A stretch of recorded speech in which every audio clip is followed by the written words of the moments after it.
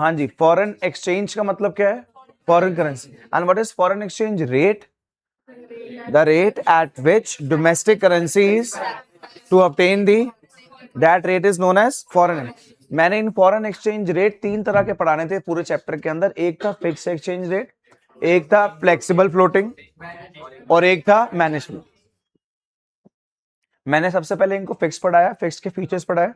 उसके बाद मैंने पढ़ाया flexible with the help of demand and supply. Flexible के मेरिट्स पढ़ाए और डीमेरिट। उसके बाद मैनेज पढ़ाया। क्या पढ़ाया? जब बीच में कौन इंटरवेन करता है? RBI. RBI act as a bulk buyer and bulk. उसके बाद सबसे इंपॉर्टेंट टॉपिक कराया लास्ट क्लास में कि how to determine the foreign exchange rate. मैंने 3 पैराग्राफ बोले, 3 पैराग्राफ की 6 मार्क्स के आएंगे वो 3 पैराग्राफ कि तू डायग्राम बना, डायग्राम के साथ एक पैराग्राफ। फिर जहां तू बोल रहा है कि डिमांड सप्लाई आपस में क्या करते हैं? इंटरसेक्ट, वो तूने समझा दिया कि यही मेरा क्या इक्विलिब्रियम फॉरेन एक्सचेंज। बट इसके ऊपर क्या और इसके नीचे क्या, उसके अलग अलग एक पैराग्राफ, पूरे 3 पैराग्राफ, 6 मार्क्स का क्वेश्चन। क्वेश्चन का नाम determination of foreign exchange rate. सबसे इंपॉर्टेंट चीज यही थी लास्ट क्लास में। मैंने इनको बहुत डीपली जाके समझाया that there is an indirect relationship between foreign exchange rate and demand of foreign exchange,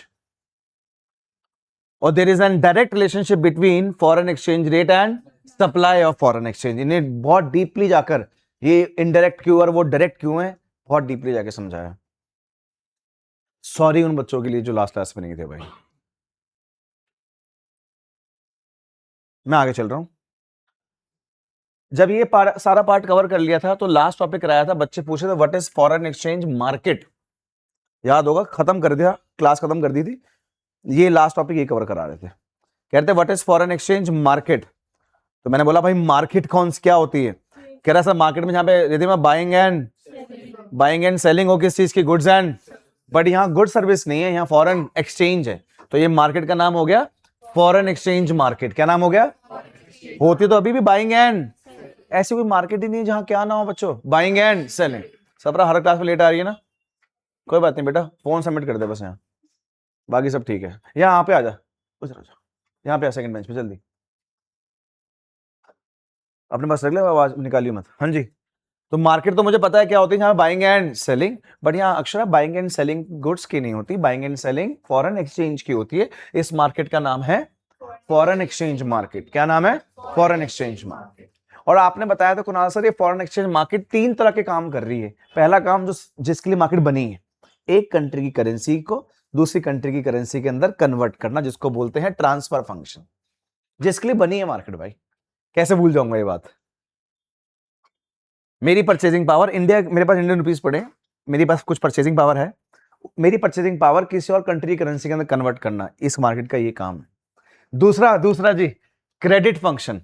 जब कभी भी इस इंपोर्ट एक्सपोर्ट के लिए फॉरेन एक्सचेंज की डिमांड सप्लाई करनी होती है और किसी भी कंट्री के पास अगर एक पर्टिकुलर पॉइंट ऑफ टाइम पर फॉरेन एक्सचेंज अवेलेबल नहीं है, तो ये मार्केट उस कंट्री को फॉरेन एक्सचेंज क्रेडिट उधार पे भी देती है विद इंटरेस्ट। और तीसरा फंक्शन इस मार्केट का हेजिंग फंक्शन। ट्रांजैक्शन तूने फरवरी में करनी है, अभी अगस्त चल रहा है, बट तू क्या कर रही है? बुक कर रही है। क्या कर रही है? बुक आज कर रही है, आज के रेट पे बुक कर रही है, पर ट्रांजैक्शन कब होगी? बाद में। इसको फॉरवर्ड मार्केट ही बोलते हैं। क्या बोलते हैं? Forward market. क्या पता तुझे प्रॉफिट हो जाए, क्या पता तुझे लॉस हो जाए, बट वो एक्सपर्ट्स जो होते हैं वो हमेशा सोच समझ के ही करते हैं। और वक्त के अनुसार चीजों की वैल्यू बढ़ती है, कम भी हो सकती है, बट वो कोई सिचुएशन आ जाए, वॉर हो जाए तो हुआ है, नहीं तो बढ़ी ही आज तक, बड़ा ही है आज तक। काफी बड़े बड़े बिजनेसमैन हेजिंग यूज करते हैं जी। उनको पता है किस टाइम पे कौन कौन सी चीजें इंपोर्ट और एक्सपोर्ट करनी है, उसके अकॉर्डिंग वो अपना हेजिंग फंक्शन को यूज करते हैं। तो 3 तरह के फॉरेन एक्सचेंज मार्केट के 3 तरह के क्या मैंने फंक्शंस पढ़ाए। क्या भाई? फर्स्ट फंक्शन पढ़ाया transfer, second is credit, third is hedging. और मैंने बताया कि फॉरेन एक्सचेंज मार्केट क्या 2 तरह की होती है, एक स्पॉट मार्केट और एक फॉरवर्ड। स्पॉट का मतलब क्या हुआ अक्षरा? अभी ट्रांजैक्शन हो गई। और फॉरवर्ड का मतलब क्या हुआ? बुक आज हो गया, ट्रांजैक्शन बाद में। और यहां पर ये मेरा पूरा चैप्टर खत्म हो गया था। बीओपी फॉरेन एक्सचेंज में नेक्स्ट लेवल, मतलब इतना बीओपी में मैं कॉन्फिडेंट नहीं था क्या जितना मैं किसमें कॉन्फिडेंट हूं। फॉरेन बड़ा बहुत अच्छा चैप्टर कवर हुआ है, एक फीलिंग आती है भाई कि आपने चैप्टर कैसा करवाया और बच्चों का रिस्पॉन्स क्या। बड़ा अच्छा कवर हुआ ये चैप्टर भाई। बीओपी छोटा चैप्टर है, इससे फॉरेन एक्सचेंज बड़ा है, फॉरेन एक्सचेंज कॉम्प्लिकेटेड है, सोचने से ज्यादा पड़ता है, बट ये अच्छा कवर हुआ। ये मैं चैप्टर कवर हुआ मैम, ये तो वही क्वेश्चन है। एक छोटा सा क्वेश्चन आप सब बच्चों के लिए सोचना भी बहुत इंपॉर्टेंट है। जैसे कि क्वेश्चन क्या है, are the concept of demand for domestic goods and domestic demand for goods are same. और कौन बताएगा, कौन बताएगा अक्षरा, आंसर कौन बताएगा? आज की क्लास में सारे आंसर किसने देने थे? पूछो ना, पूछो भाई। हाँ भाई, क्या नहीं, सेम नहीं है? कैसे? मैं तो को सही बता रहा हूं, आंसर पढ़ेगी ना अगर, फिर समझ नहीं आएगा, बट क्वेश्चन 2-3 बार पढ़ेगी ना तो वो आंसर समझ आ जाए। इंटरनेशनल मार्केट भी कर सकती है और डोमेस्टिक डिमांड तो सिर्फ कंट्री की डिमांड है और हम तो इंटरनेशनल गुड्स की भी। Yes brother, yes yes yes भाई। क्वेश्चन मैंने कभी लाइफ में इसका आंसर नहीं पढ़ा, मुझे क्वेश्चन 3-4 बार पढ़ के आंसर अपने दिमाग में आ जाता है। देख क्वेश्चन क्या है, demand for domestic goods and domestic demand for goods ये सेम नहीं है। डिमांड फॉर डोमेस्टिक गुड्स का मतलब हो गया हमारी कंट्री के गुड्स की डिमांड दो लोग कर रहे हैं, एक तो हमारी कंट्री के लोग और एक इंटरनेशनल बाहर के लोग भी। और डोमेस्टिक डिमांड का मतलब हो गया हमारे कंट्री के लोगों की डिमांड, बस हमारे कंट्री के लोगों की डिमांड, हमारी कंट्री के गुड्स की डिमांड, ये दो बातें हैं। हमारी कंट्री के गुड्स की डिमांड, हमारी कंट्री के लोगों की डिमांड। इस पे आओ, हमारी कंट्री के जो हमारी कंट्री के लोग भी कर रहे होंगे, और हमारे कंट्री के लोगों की डिमांड जो अपने कंट्री के गुड्स भी ले रहे होंगे और बाहर। हाँ, अब देख इससे पूछ ले, पाजी बता दो क्या मतलब है। हाँ, मीनिंग बताओ। डिफरेंस, यही डिफरेंस है बच्चे। एक्टिव नहीं है तू, मेरे को पता लग गया था अभी, तू देख तो मेरी तरफ रहा, तेरा ध्यान नहीं है, मैं पता लग गया था। ये डिफरेंस आया था भाई। और सच बता रहा हूं, किसी को ज्यादा लगे ना कि आप लोगों को थोड़े से ध्यान नहीं दिया जा रहा, कभी टीटीएस के बैच में आ जाना, एक बार आ जाना। आपसे डबल बच्चे हैं, डबल कंफर्म्ड है कि हर बैच में 5-6 बच्चे पीछे खड़े होते हैं, 5-5 बैठने के बाद यहाँ पे डबल स्टूडेंट्स हैं। पिन ड्रॉप साइलेंस होता है क्लास के अंदर भाई, पिन ड्रॉप साइलेंस भाई। आप फिर भी बहुत लिमिटेड स्टूडेंट हो, फिर तो तुम्हारा ध्यान नहीं है, देखिए यार भाई, फिर क्वेश्चन नहीं कर पा रहे। हर क्लास के अंदर 5-6 बच्चे पीछे खड़े होते हैं मैम, स्पेस ही नहीं रहता। और आप देखो कितने इजीली बैठे हो भाई सारे यार। समझो, थोड़ा सा क्वेश्चन करो, बात करो, पूछो क्वेश्चंस, डिस्कस करो। खत्म कर रहा हूं चैप्टर। बहुत ही बढ़िया क्वेश्चन भाई। हमारे कंट्री की गुड्स की डिमांड, हमारी कंट्री के लोगों की डिमांड। हमारे कंट्री की गुड्स की डिमांड हम भी करेंगे, बाहर वाले भी। हमारे कंट्री के लोगों की डिमांड और हमारे कंट्री के लोग अपने कंट्री गुड्स भी लेंगे और बाहर। अच्छा ये बता इशिता, ये वाला बता बेटा, तेरा बीओटी डेफिसिट आया 11,000 करोड़ का, कितने का नेट डेफिसिट है? बीओटी क्या होता है, किसका बैलेंस होता है? गुड्स का। किसका होता है? और माइनस में है, मतलब एक्सपोर्ट कम है और इंपोर्ट, यही होगा बस। द वैल्यू ऑफ एक्सपोर्ट कितना है? 300, और नेगेटिव आया 1100, तो कितना होगा इंपोर्ट? 1300। कितना होगा? तो तूने इंपोर्ट कितने पैसों का कराया? 1300। एक्सपोर्ट कितने किया? तो नेगेटिव कितना आया? बोल, नेगेटिव कितना आया? 1000 नेगेटिव। क्यों कंफ्यूज हो रहे मान, किसे डर रहे हैं मेरे भाई? आराम से सोचना, नेगेटिव कितना आया? मैं तूने गुड मंगवाए कितने के? आराम से सोच, गुड मंगवाए कितने के? हाँ नहीं, 1300 के। कितने के? और गुड्स बेचे कितने के? तो नेगेटिव कितना चल रहा है? आराम से, टेंशन मत ले, आराम से सोच, हो जाएगा, कुछ नहीं है, ये तो कोई भी कर लेता है। ट्रेड डेफिसिट कितना शो हो रहा है?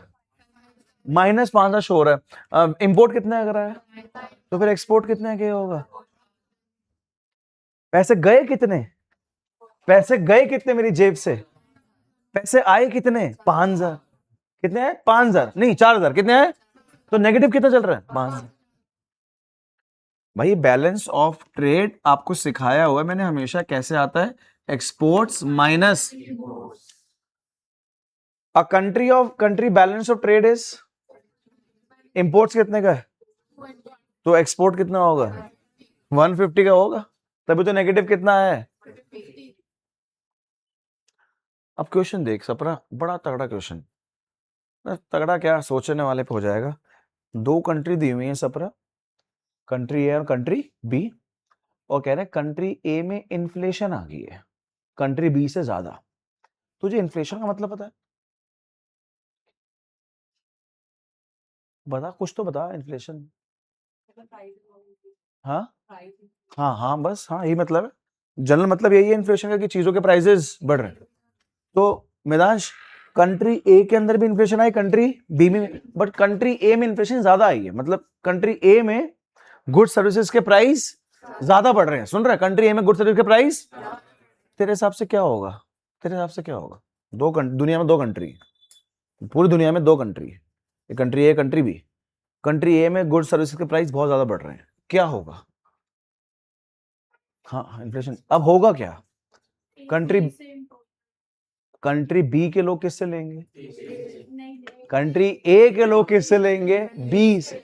बस इसका मतलब सुन सुन, क्योंकि बी में चीजें, बी में प्राइस कम है और ए में प्राइस, तो एक वाले ए कंट्री के लोग किससे लेंगे, इसका मतलब बी से एक्सपोर्ट और ए में इंपोर्ट। बस ये है आंसर, ये बिना सोचे कैसे आ जाएगा भाई यार। और आधे बच्चे सिर्फ क्वेश्चन रीड करते रह जाएंगे क्वेश्चन में। देखिए क्या लिखा, क्वेश्चन क्या है, देखियो क्या लिखा Midansh, if inflation is higher in country then in country, the exchange rate between the two countries is fixed, what is likely to happen between the trade? Sir in this situation the export from B to A will it be to surplus, किस balance आएगा, किस में आएगा, क्योंकि country B बेच रही है, country B, और खरीद कौन रहा है, however due to the higher price in country its import will from country B and it will lead to the deficit। तो किस में डेफिसिट, ए में, किस में सरप्लस, कहां से एक्सपोर्ट, बी से, कहां पे इंपोर्ट। अब हो गया क्वेश्चन, एक बार ये क्वेश्चन हो गया ना, अब कर लोगे, अब आ, बट कभी पढ़ा ही नहीं क्वेश्चन और डायरेक्टली पेपर में नहीं कर पाओगे ऐसे कि पता ही नहीं हो क्या लिखना है। अब मेरे सामने बता, ये $3 €2 के हैं, तो €1 कितने का हो गया, $1.5 का, 1.5।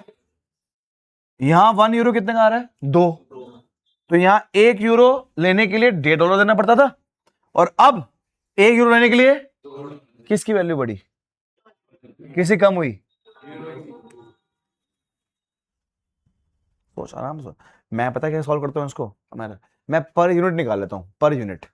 एक, जैसे एक इसको मान ले जाए, इसको भी मान सकते हैं, इसको मान लेते हैं, €1, €2 से कितने आ रहे हैं, 3, तो एक से 1.5 हो गया, एक से कितना हो गया, यहाँ 2 से 4 हैं, तो एक से 2 हो गया। तो पहले तू €1 देती थी, $1.5 मिलता था, अब भी क्या दे रही है, €1, कितने डॉलर मिल रहे हैं, तो यूरो की वैल्यू बढ़ गई, नहीं, यूरो की वैल्यू और डॉलर की वैल्यू, क्या बात कर, सही ना, यूरो की बढ़ी नहीं है।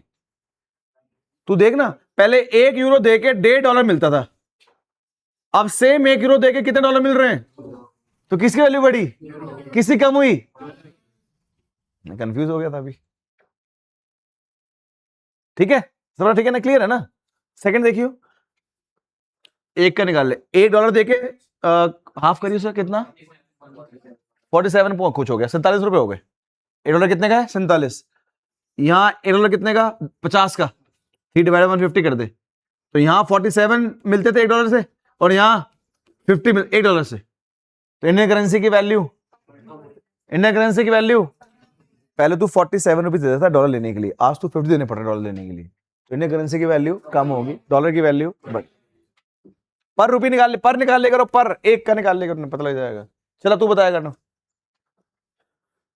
एक बोल, €1 कितने रुपए, 70, एक कितने, एक कितने, तो पहले 70 रुपए देता था, €1 मिलता था, अब कितने बढ़ रहे हैं सिर्फ, और कितने मिल रहा है, €1, किस वैल्यू बढ़ी और किस वैल्यू कम हुई,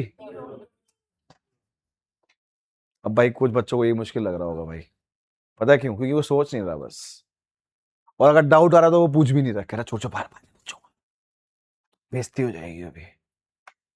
तेरे सामने भी करते करते मुझसे गलत हो गया था, कंफ्यूज हो गया था मैं, जब बच्चों ने उल्टा सीधा बोला, फिर मैंने सोचा और आगे। मैं इतने सालों से पढ़ाने के बाद चीजें एक्सेप्ट कर सकता हूँ, बट जो बच्चा क्लास में समझ नहीं आ रहा ना, वो एक्सेप्ट नहीं कर रहा, वो कह रहा है अभी नहीं पूछूंगा, अभी नहीं तो कभी नहीं, फिर चला जाता है आगे, चला जाता टॉपिक यार। अ चेंज फ्रॉम, पहले $1 देके कितने मिलते थे? 25। अब तो पहले 25 देके डॉलर मिलता था, अब 20। हाँ, इंडियन करेंसी की वैल्यू और डॉलर की वैल्यू कम हो गया, खत्म, फिनिश।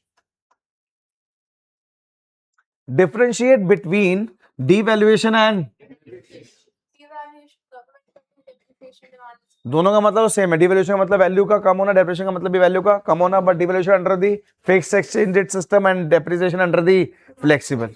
हाँ सही कह रहे हैं, मतलब डिवैल्यूएशन कौन करता है? गवर्नमेंट, और डेप्रिसिएशन अपने आप हो जाती है with the help of demand and supply. Done question, हो गया भाई। हाय पर्व, हेलो। किस चीज के पैसे इकट्ठे कर रहे हैं? पार्टी पुर्टी कर रहे हैं क्या? कर तो रहा हो कुछ, ऐसा तो नहीं है, हैं? अरे चुप हो जा तू। सेम लिखा हुआ भाई, तीनों डिफरेंस आप पढ़ सकते हो, डिवैल्यूएशन और depreciation. State whether the following item constitutes demand and supply. बेटा मैंने हमेशा समझाया है कि जब हम डॉलर मांगे, फॉरेन करेंसी जब हम मांगते हैं खुद, जैसे मैं बाहर घूमने जा रहा हूँ तो मुझे डॉलर चाहिए भाई, मैं बाहर इन्वेस्टमेंट कर रहा हूँ, डॉलर चाहिए, तो जब तू करेंसी मांगेगी फॉरेन करेंसी तो वो डिमांड है, फॉरेन करेंसी अपने आप आए तो वो सप्लाई। वो घूमने आ रहे हैं, अपने आप आ रहे डॉलर, वो हमारी कंट्री में इन्वेस्टमेंट कर रहे हैं, अपने आप आ। तो मैंने कुछ स्टेटमेंट्स लिखी हुई हैं, आपने बताना है कि कौन सी स्टेटमेंट डिमांड शो करती है और कौन सी स्टेटमेंट सप्लाई। अगर सोचियो, और पता क्या, जब सारा आंसर दे दे तो समझना है ना, बोलो सर एक सेकंड एक सेकंड एक सेकंड दोबारा बताना, ऐसे बोला कर, सही बता रहा हूँ, क्या तो वो लेने देना आगे पीछे वालों से, ये तो वेस्ट हो जाएगा यार। ये देख, Indian going to USA for medical, India जा रहा है, बाहर जा रहे हैं, तो मुझे क्या इंडियन करेंसी खर्च करूंगा वहां? कौन से करूंगा? तो मैं, तू डॉलर चाहिए देखो, चाहिए बोल, हाँ चाहिए, तो डॉलर की क्या करेगी? Demand. Donation of $500 million receive from Microsoft. आया है भाई, डॉलर आया है, अपने आप आया है, डोनेशन आ रही है, क्या है? सप्लाई। इंपोर्ट, प्लीज आंसर मत देखना, प्लीज मत देखा करो यार भाई, मुझे बुद्धू बना के बस बोलते रहे, हाँ अभी दे, आ गया आ गया। Import of goods from China, demand. तू चाइना से गुड्स क्या करवा रही है? इंपोर्ट ना, तो तुझे फॉरेन करेंसी चाहिए, तेरी करेंसी नोट इंपोर्ट होगा। Indian students going to Australia for MBA, demand भाई, इंडियन स्टूडेंट पढ़ने जा रहा है और पैसा चाहिए उनकी कंट्री का उसको। Foreign tourist to India to घूमने आया हमारी कंट्री में ताजमहल देखने, भाई क्या है जी? सप्लाई। क्या है? Supply. Purchase of land in England, demand. मैं वहां परचेज कर रहा हूं तो मतलब मैं वहां की करेंसी मांग रहा हूं, तो क्या हो गया? Demand. Bought 500 pounds to sell the speculation, pounds to sell, अच्छा मैं पाउंड्स ले रहा हूं किस लिए, क्या करने? स्पेशल, तो क्या हो गया? डिमांड। ठीक है, किसी कोई बात है भाई पूछ लो यार, ये लो। अमरिंदर तेरे में कोई पर्सनल नहीं है मेरे भाई, कोई क्लास का पकड़ ले मुझे, टेस्ट टाइम पे दे टेस्ट अच्छे से बस। What is parity value? अरे मुझे पता है, हाँ मैं बताता हूँ, सुनना, मैं पूरा जैसे समझाया था पढ़ाते हुए वैसे समझा देता हूँ। हर कंट्री की करेंसी की वैल्यू किसी एक्सटर्नल स्टैंडर्ड पे सेट करी जाती है, ठीक है? बोलो ठीक है। जब कंट्री करेंसी की वैल्यू एक्सटर्नल स्टैंडर्ड पे सेट होती है, सर एक्सटर्नल स्टैंडर्ड क्या होता है? क्या पता एक्सटर्नल स्टैंडर्ड गोल्ड हो, क्या पता एक्सटर्नल स्टैंडर्ड सिल्वर हो, क्या पता कोई प्रीशियस मेटल हो, और क्या पता वो किसी और कंट्री की करेंसी। तो जब एक कंट्री करेंसी की वैल्यू किसी और करेंसी के बेसिस सेट करी जाती है, उसको बोलते हैं कौन सी वैल्यू? पैरिटी। या फिर एक कंट्री करेंसी की वैल्यू जब गोल्ड के टर्म्स में भी सेट हो तब भी उसको क्या बोलते हैं? Parity value. कौन सी वैल्यू? सिस्टम को बोलते हैं पेगिंग, क्या बोलते हैं? वैल्यू को बोलते हैं पैरिटी। वही आंसर होगा भाई, इससे ज्यादा क्या होगा? कंफर्म टू बाजी में यही आंसर होगा। देख क्या तू पढ़ेगा, आंसर पढ़ेगा एक बार पर बोलियो। In a system the value of currency will be fixed in terms of और in terms of this value is known as. और ये भी पता है मुझे, ये लिखना भूल गए, ये सिर्फ किसके अंडर होता है? Under the fixed exchange. Flexible में नहीं पढ़ाया था मैंने, किसने पढ़ाया था? फिक्स्ड। डन हो गया। Why does demand for foreign exchange rise for speculation activity? अरे फॉर अर्निंग प्रॉफिट। मैं क्यों ले रहा हूं करेंसी स्पेकुलेशन के लिए? मैं स्पेकुलेशन के लिए करेंसी इसलिए ले रहा हूं कि आज ले लेता हूं, जब ये करेंसी महंगी हो जाएगी तो बस ये है, यही होना चाहिए आंसर में। और तो कहां से बनता ही नहीं भाई, पैसा कमाने के लिए, प्रॉफिट के लिए, और तो कोई आंसर नहीं हो सकता भाई हमारा। हम चाहे जो मर्जी कर ले, आंसर ये होगा, चाहे कुछ भी देख लो जी। आप देख भी सकते हो, प्लीज बोलना। Demand for arise when people want to speculate on the value of the, speculator क्या चाहते हैं? Speculator demand for foreign currency in the with the aim of selling it in a, वो भी एट अ, फिर वो example दे दिया, मैदांश ने ऐसा परचेज कर लिए, ये कर लिया, वो कर लिया, फिर बेच दिए। हाँ मैं तो मैदांश बोल रहा हूँ भाई, वो तेरी फोटो याद आ गई मुझे अभी थोड़े दिन पहले इंस्टाग्राम वाली। मैंने कहा देख रहा भाई हाँ जी।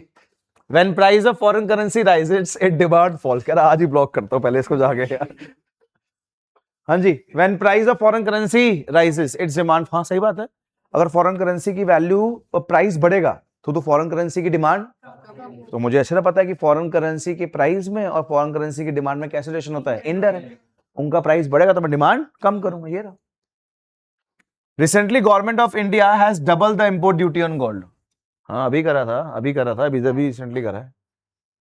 मना कर दिया था गोल्ड लेने के लिए और ड्यूटी बढ़ा दी थी, इंपोर्ट ड्यूटी। आंसर बाद में, कुछ हम डिस्कस करें।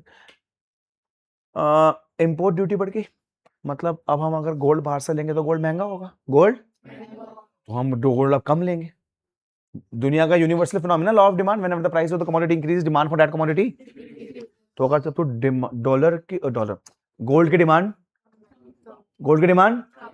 तो फिर गोल्ड लेने के लिए जो हम डॉलर की डिमांड करते थे वो भी हम, जब तो डॉलर की डिमांड ही नहीं करेगा तो डॉलर की वैल्यू और इंडियन करेंसी की वैल्यू, इसका डॉलर लेने के लिए मुझे इंडियन करेंसी सैक्रिफाइस, और सैक्रिफाइस को बोलते हैं रेट, क्या बोलते हैं, मतलब फॉरेन एक्सचेंज रेट। अब इससे क्या बड़ा आंसर हो सकता है? पूरी चेन बना दी हमने यार, फॉरेन एक्सचेंज रेट बता दिए, इंपोर्ट बता दिए, सब बता दिए यार।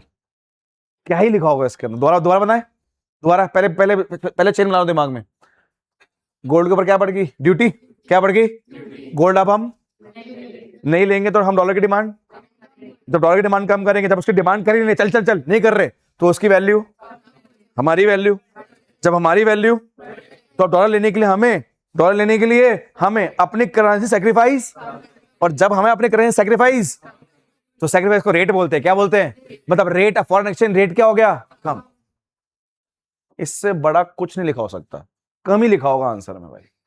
देख अक्षर देख, increasing on gold will make import of costly and it will reduce the demand for and consequently of, अगर तू गोल्ड की डिमांड कम कर रही है मतलब तू फॉरेन एक्सचेंज की डिमांड भी कम कर रही है, तो supply of foreign exchange remain, supply का कोई मतलब ही नहीं है, तो price of foreign exchange is likely to fall. मतलब अब मुझे फॉरेन करेंसी लेने के लिए इंडियन करेंसी सैक्रिफाइस कम करनी पड़े। Visits of foreign country for sight seeing, हम जा रहे हैं बाहर घूमने, हैं तो हम क्या कर रहे हैं? डिमांड। चलो चेन बनाओ, हम क्या करेंगे? जब हम डॉलर की डिमांड, तो उनकी वैल्यू, हमारी वैल्यू, मतलब उनकी कंट्री करेंसी लेने के लिए अब हमें सैक्रिफाइस को क्या बोलते हैं? फॉरेन एक्सचेंज, मतलब फॉरेन एक्सचेंज रेट। अब बस भाई जिसने चेन बना ली समझो चैप्टर खत्म हो गया तुम्हारा। ऐसे ही क्वेश्चन पूछे जाते हैं, ऐसे ही, और ऐसे ही क्वेश्चन एट लास्ट तक समझदार बच्चा मुझे बोलता है करा दो, दोबारा करा दो भाई। यही है चेन, बस चेन कंप्लीट, चैप्टर खत्म भाई। और एक क्वेश्चन बोला इंपॉर्टेंट है, कौन सा? Determination of foreign exchange rate, बस यही तो है। Government takes measures to restrict the autonomous, वही सेम है, इसमें तो कुछ नहीं। Would central bank need to intervene in the manage floating? हाँ हाँ, सेंट्रल बैंक के बीच में इंटरवेन करता है, पूछ रहा हूं आपसे। हाँ, by acting as a bulk, उसको एक लिमिट पे रखने के लिए, ना इंपोर्टर का फायदा हो ना कोई एक्सपोर्टर, ना मतलब इंपोर्टर को लॉस हो ना किसको एक्सपोर्ट। ठीक है, यही लिखा होगा, टू कीप टारगेटेड वैल्यू, उसको टारगेट वैल्यू पे रखने के लिए करता है। ये तो वो सेम क्वेश्चन आ गया ऊपर वाला, ये भी सेम क्वेश्चन आ गया ऊपर वाला। अरे चैप्टर खत्म हो गया यार, ये कैसी बात कर दी सर, कोई बात नहीं।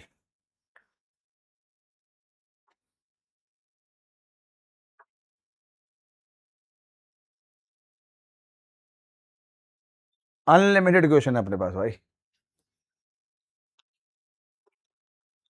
250 से ऊपर क्वेश्चन है ये मिला के, MCQs, assertion, reason, true and false statements, और सिर्फ किसके ऊपर, फॉरेन एक्सचेंज के ऊपर। 250, तुमने 50 भी कर ली ना, अगर 50 भी कर लिए, इतने शार्प हो जाओगे ना फॉरेन एक्सचेंज में, फिर सिर्फ तभी हाथ लगाना जब या तो स्कूल में पेपर हो या तो बोर्ड हो। खत्म कर देना इसको, चैप्टर खत्म, बस दोबारा नहीं कुछ करना। 12 क्वेश्चन अपने दिमाग में सोच लो, लिखने के लिए भी नहीं कह रहा, लिखना है तो लिख भी सकते पेपर में, किस वजह लिख लेता हूं।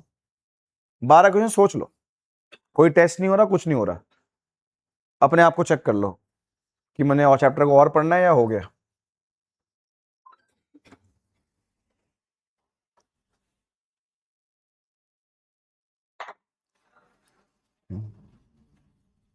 बोलो।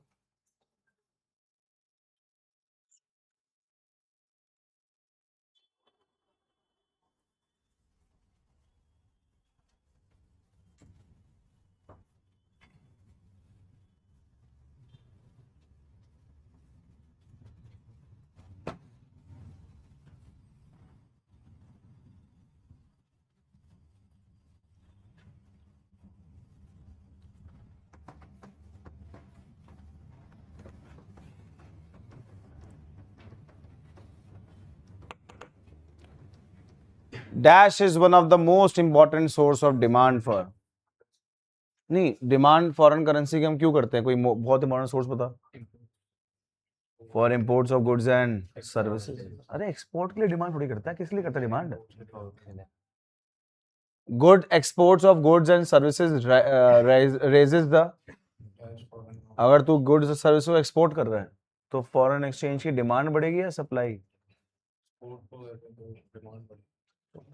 मौके से दियो तो सोचो क्यों सोचो, बेचेंगे तो पैसे आएंगे ना, सप्लाई हो हम मांग तो नहीं रहे, वो अपने अपने आप दे देंगे। मतलब मंगवा रहे हैं हमसे गुड्स, सोच भी नहीं रहा, बस पता नहीं बोलते आ रहा है। थर्ड बता, 1 यूरो कितने का बताइए, थर्ड में बता। 105 का यूरो हो गया, बाद में 107 का हो गया, तो मतलब 1 यूरो लेने के बाद मुझे देने पड़ता है 105, अब देने पड़ रहे हैं 100, और हमारी करेंसी की वैल्यू और उनकी बढ़ गई कह रहा है, तो हमारी करेंसी वैल्यू अपने बढ़ गई कैसे बोल दिया, कम होगी बोला है, वो झूठ बोल, तूने क्या सुना। अरे भाई यार बढ़ी बोल कह रहा है कहाँ बढ़ ही फर्क, नहीं सकती करेंसी, हमारी करेंसी की वैल्यू बोला तो बढ़ गई ना, पर चलो गलती हाँ। हो गई होगी फिर आप लोगों को। हम लोगों को चल सही है भाई, सही, कोई बात नहीं भाई। तो इंडियन रुपए की वैल्यू क्या होगी, गेन या लॉस। हाँ जी, गेन या लॉस, लॉस। फर्स्ट वाला क्वेश्चन तुझसे पूछ रहे हैं कि सबसे ज्यादा हम लोग फॉरेन करेंसी की डिमांड क्यों करते हैं, तेरे हिसाब से बता क्यों करते होंगे। बाहर जाने के लिए करते हैं, इंपोर्ट्स के लिए करते हैं, imports of goods and service. सबसे ज्यादा पता है हम क्या इंपोर्ट करते हैं, वैसे तू चेक करेगा कभी, तू इंडिया का सच्ची में चेक करेगा, इंपोर्ट ऑफ ऑयल के लिए सबसे ज्यादा पैसा खर्च होता है हमारा फॉरेन एक्सचेंज, ऑयल के बिना चल सकती नहीं कंट्री, बट तू लिख दे imports of goods and services, तो फर्स्ट का आंसर वो। 4 देख गुप्ता, 4 देखिए, under the manage floating, under the manage floating system dash maintain reserve, बोला नहीं यार। हाँ ठीक है, थैंक यू, हाँ ठीक है, सही है, सही। If the exchange rate of home currency rises, the value of export of country currencies, अगर हमारी करेंसी की वैल्यू नहीं, एक्सचेंज रेट, रेट का मतलब क्या, सेक्रीफाइस, अब हमें सेक्रीफाइस ज्यादा करना पड़ रहा है, तो हमारी करेंसी की वैल्यू कम होगी, हमारी करेंसी वैल्यू कम होगी तो वो हमसे ज्यादा लेंगे, और जब हमसे ज्यादा लेंगे तो हमारी कंट्री से एक्सपोर्ट किसी से सुन के मत बोल, दिमाग लगा खुद का, पढ़ने नहीं दे रहे आप, ऐसी बोली यार। नहीं ज्यादा लेंगे ना, तो हमारी करेंसी की वैल्यू कम होगी, हमारी करेंसी वैल्यू कम होगी तो उनके लिए हमारे गुड्स सस्ते हो गए ना भाई, अब सस्ते हो गए तो वो भर भर के लेंगे हमसे गुड्स। सिर्फ और सिर्फ क्या भाई, सोचने वाली बातें हैं बस, और क्या है यार, है ना, बास्केटबॉल सोचने वाली बात नहीं, फुटबॉल। 6 क्वेश्चन बताएगा मेरे साथ, 6 क्वेश्चन बताएगा, देखिए। Dash of Indian rupee will be occur when 82 have to be paid to exchange $1 instead of present चल रहा है $81, मतलब डॉलर दे, 81 रुपए का डॉलर है, बट अगर हमें 82 देने पड़ जाए तो वैल्यू अपनी कम हुई बड़ी, बावड़ा है क्या, क्यों, डॉलर पहले तुझे लेने के लिए 81 रुपीज देने पड़ते हैं, मतलब अभी। उसने लिखा है कि हाँ तो पढ़ ना ढंग से, प्रेजेंट लिखा है, प्रेजेंट अभी 81 है। कह रहा अगर हमें पड़ जाए 82 देना। उल्टा कर दिया। सिर्फ और सिर्फ यहाँ पे लैंग्वेज में दिक्कत है भाई, 6 क्वेश्चन लैंग्वेज दिक्कत है। लैंग्वेज कहती है अभी प्रेजेंट में डॉलर लेने के लिए 81 देना पड़ता है, क्या देना पड़ता है, पर अगर हमें 82 देना पड़ जाए तो क्या क्या हुई, हमारी वैल्यू बढ़ी कम हुई, कम हुई। सिर्फ लैंग्वेज की दिक्कत है, बाकी सही है। हमारी करेंसी भी डेप्रिशिएट होगी। हाँ, इक्विलिब्रियम हमारा कुछ बोलना चाहती है किसी क्वेश्चन में? Equilibrium exchange rate is determined at a level, कहां हमारा, कहां आता है इक्विलिब्रियम? अपने जो लास्ट क्लास में पढ़ा था, यहाँ पे ये देख, ये देख, यहाँ पे देख, कहां आता है इक्विलिब्रियम? जहां पर डिमांड इंटरसेक्ट करती है किसको? Supply. Where demand for foreign exchange is equal to the supply of foreign exchange, answer आएगा बेटा। 8 देख, under the dash exchange system each country fixes its value in some exchange. हाँ जी, कौन सा है? Fixed exchange. 9th, if government decides exchange rate of foreign, अच्छा government decide कर रही है, कौन सा है? Fixed. Dash refers to the reduction in the price of domestic currency in terms of और foreign under the fixed exchange rate. Under fixed exchange rate जब हमारी करेंसी की वैल्यू कम होती है उसको डीवैल्यूएशन बोलते हैं, डेप्रिसिएशन बोलते हैं? डीवैल्यूएशन बोलते हैं भाई साहब उसे। Devaluation of domestic currency makes, हमारी करेंसी की वैल्यू कम होगी तो क्या सस्ता होगा? अब एक्सपोर्ट। हमारी कंट्री से एक्सपोर्ट क्या हो जाएगा? चीपर।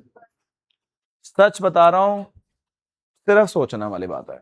यहाँ पे कोई स्टूडेंट किस लेवल का है वो मैटर नहीं करता इतना, सिर्फ यही मैटर करता है कि आप कितना सोच पा रहे हैं, कितनी चेन बना पा रहे हैं।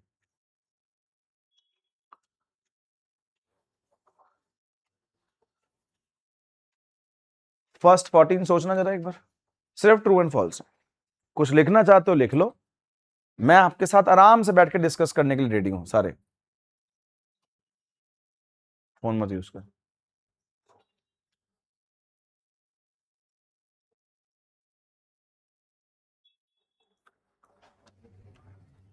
चल Kaushik. Under the flexible exchange rate system, each country fixes its value of currency in terms of some flexible. false है, false है, False है यार, किसमें होता था? false में, नहीं, flexible किसमें होता था? Fixed में। fix में होता है। ठीक है। An increase in demand for imported goods, अगर तू imported goods की डिमांड कर रहा है तो मतलब तू डिमांड कर रहा है फॉरेन करेंसी की, सही बात है? बोलना कॉन्फिडेंस से बोल। हाँ, कोई अगर इंसान डिमांड कर रहा है फॉरेन करेंसी की तो कंफर्म्ड है कि वो डिमांड कर रहा है, अगर कोई इंसान डिमांड कर रहा है फॉरेन गुड्स की तो कंफर्म्ड है कि वो डिमांड कर रहा है फॉरेन करेंसी की। ट्रू है आंसर, सेकंड का आंसर ट्रू है भाई। It will be appreciation of Indian rupees when 82 are paid to exchange $1 instead, अरे फॉल्स है। अभी करा under manage floating central bank में, हाँ सही है, आरबीआई तो करता है रिजर्व मेंटेन। मंगलम ऋषा देख रही है तू? बता दे कोई भी तूने डिस्कस करना हो पॉइंट फर्स्ट 4-5 में तो बता पहले।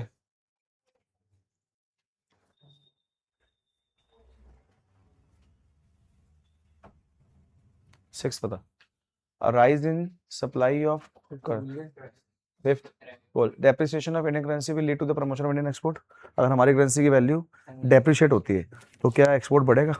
हाँ, चेन समझा थोड़ी सी कि हमारी करेंसी वैल्यू कम होगी और उनकी करेंसी वैल्यू, तो हमारी कंट्री के गुड्स उनके लिए, तो अब वो हमारी कंट्री से गुड्स ज्यादा लेंगे, मतलब हमारी कंट्री से एक्सपोर्ट ज्यादा चाहिए। सिक्स्थ बता कुछ। A rise in the supply of currency will lead to its appreciation। अगर मैं तो मांग नहीं रहा, अपने आप डॉलर आ रहा है, अब किस लिए आ रहा है? किसी भी रीजन की वजह से आ रहा हो, वो हमारी कंट्री में इन्वेस्ट कर रहे हैं, हमारी कंट्री में घूमने आ रहे हैं, बट डॉलर आ रहा है, डॉलर मैं मांग तो नहीं रहा, तो मतलब मेरी करेंसी की वैल्यू और उनकी करेंसी की वैल्यू, मतलब अब मुझे सेक्रीफाइस कम करना पड़े बस। अब क्वेश्चन देख लो दोबारा से, मैं तो क्वेश्चन ही भूल के सुनाते हुए। A rise in supply of foreign currency will lead to its a rise in supply of currency would lead to its appreciation। False। उसका सप्लाई बढ़ रही है तो उसी की अप्रिसिएशन हुई, जिसकी सप्लाई बढ़ रही होती है उसकी तो डेप्रिसिएशन होती। क्वेश्चन मार्क बना हुआ तो यहाँ पे इस क्वेश्चन में। Devaluation and depreciation of currency are one and false। बड़ा तू बेकार क्वेश्चन पूछ रहा है। डीवैल्यूएशन का मतलब ही करेंसी की वैल्यू कम होना होता है, डेप्रिसिएशन भी कम होता है, कम होना ही होता है। But devaluation under fixed exchange होती है हाँ, और depreciation under the flexible. flexible तो इसलिए इसको सेम कभी, नहीं बोलेंगे। इसका इफेक्ट इसका Effect वो सेम होता है। ठीक। मतलब डीवैल्यूएशन और डेप्रिसिएशन का जो इफेक्ट आता है इंपोर्ट और हाँ, एक्सपोर्ट वो सेम होता है, बट ये दोनों चीजें सेम नहीं है। अगर यूएस वाले इंडिया के अंदर डॉलर भेज रहे हैं तो हम मांग नहीं रहे, अपने आप भेज रहे हैं, तो उनकी वैल्यू क्या होगी तेरे हिसाब से? डॉलर की सप्लाई हो रही है हमारी कंट्री के अंदर, हम मांग नहीं रहे डॉलर, बट वो भेज रहे हैं, घूमने आ रहे हैं कहीं, हमारी कंट्री में इन्वेस्टमेंट कर रहे हैं, हम नहीं मांग रहे डॉलर, बट वो भेज रहे हैं सप्लाई, तो उनकी वैल्यू बढ़ेगी या कम होगी?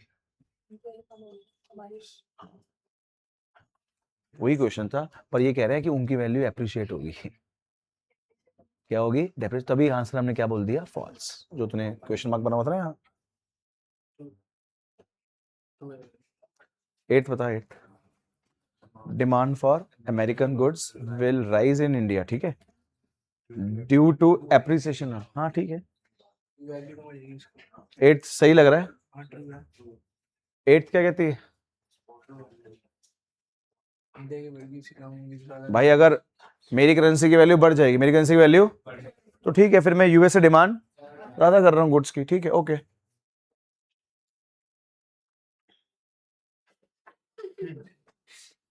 बिल्कुल नहीं सोच रहा भाई, ध्यान ही कहीं और है।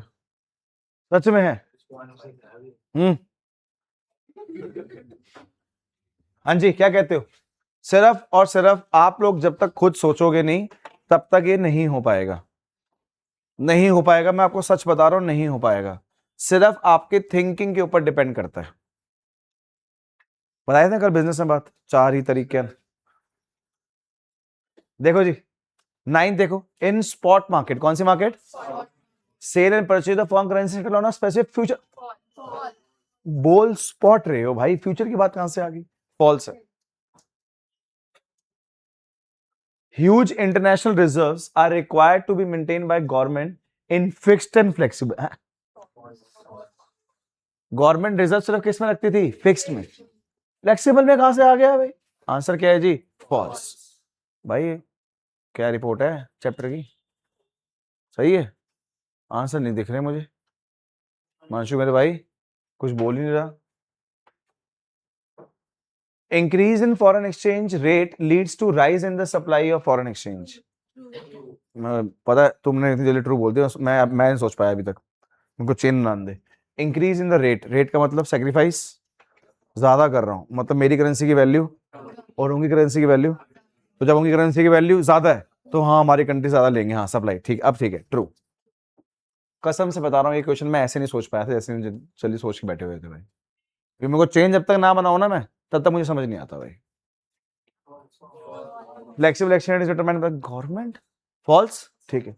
Manage floating exchange rate is decided by the market forces but remains within the specific range as decided by the true तो है, हाँ ट्रू है भाई, फॉल्स क्यों कह रहा है क्या?